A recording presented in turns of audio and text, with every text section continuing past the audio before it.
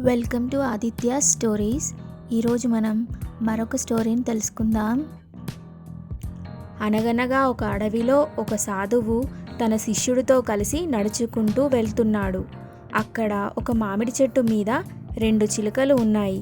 అవి సాధువుతో, మీరు అడవిని దాటడానికి 2 మార్గాలు ఉన్నాయి.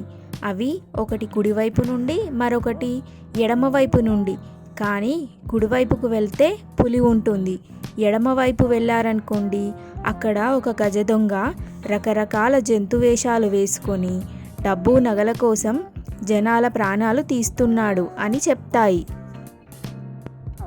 సాధువు పొంచి ఉన్న ప్రమాదాన్ని ముందుగానే చెప్పి హెచ్చరించినందుకు మీకు నా కృతజ్ఞతలు అని అంటాడు. చిలుకల మాటలు విన్న శిష్యుడు చాలా భయపడిపోయి, ఏంటి గురువుగారు మన పరిస్థితి?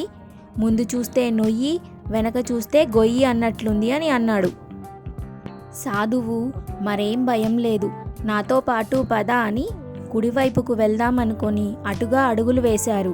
చిలుకలు చెప్పినట్లుగానే కొంత దూరం వెళ్ళగానే పులి ఎదురైంది. వాళ్ళను చూసి ముందుకు దూకింది. అప్పుడు సాధువు, ఆగు, మొదట నేను చెప్పేది విను.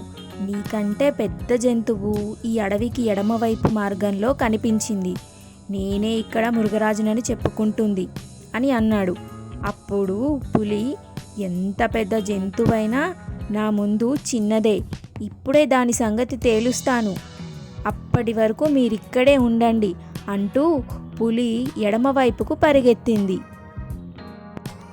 సాధువు వెనక్కి వచ్చి, చిలకల్లారా, దొంగ ఉన్న వైపుకి పులి వెళ్ళింది, ఇక ఆ దొంగ ఈ అడవి వైపుకు రాడు, ఇటు చూడడు.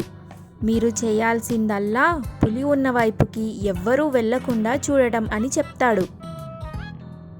ఎలుగుబంటి వేషంలో ఉన్న దొంగ మీద ఒక్కసారిగా పులి దాడి చేసింది. ఎలాగో అలా పులి బారి నుండి తప్పించుకొని దొంగ పారిపోయాడు. ఇక అడవిలో నేనే పెద్ద జంతువుని అని అక్కడే ఉండిపోయింది పులి. సాధువు తన శిష్యుడితో, మన దారులన్నీ మూసుకుపోయినప్పుడు ఆలోచనతో ముందడుగు వేస్తే ఖచ్చితంగా ఏదో ఒక మార్గం కనిపిస్తుంది అని అంటాడు.